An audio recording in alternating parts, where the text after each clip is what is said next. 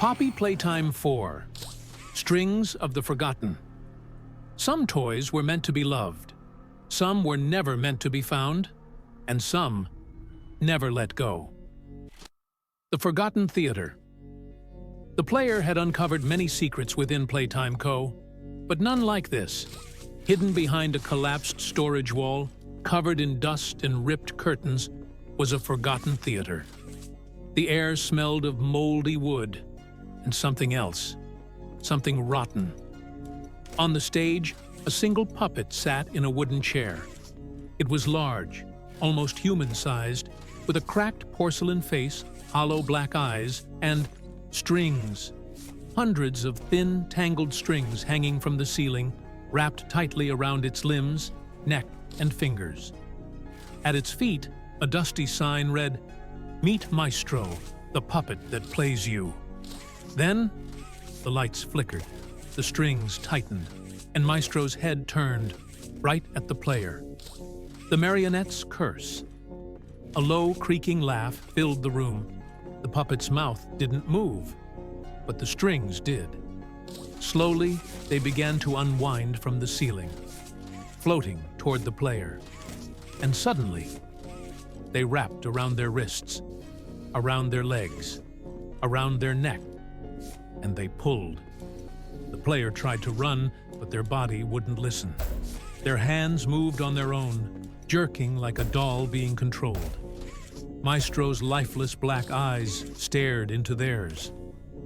A new puppet for my stage. How delightful. The players struggled, but the more they fought, the tighter the strings became. Snap! The players' vision blurred. They weren't in the theater anymore. They were on the stage, dressed in a torn, faded marionette costume, and in the audience, hundreds of other puppets sat watching, their heads slowly tilting in unison. A mirror dropped from above. The player's reflection was no longer human. Their face was now a porcelain mask, and their body, nothing but wood and strings. Now, dance. The final performance. The player had to escape, but Maestro was in control. Every movement, every breath, every blink, not theirs anymore. The strings pulled them into a forced, jerking waltz. Step by step, they were losing themselves. Puppet, performer, prisoner. But then, they saw it. Above the stage, where all the strings connected, a massive gear mechanism, and on it, a lever.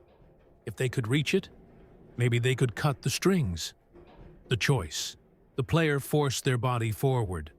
Maestro laughed. "No, no, little puppet.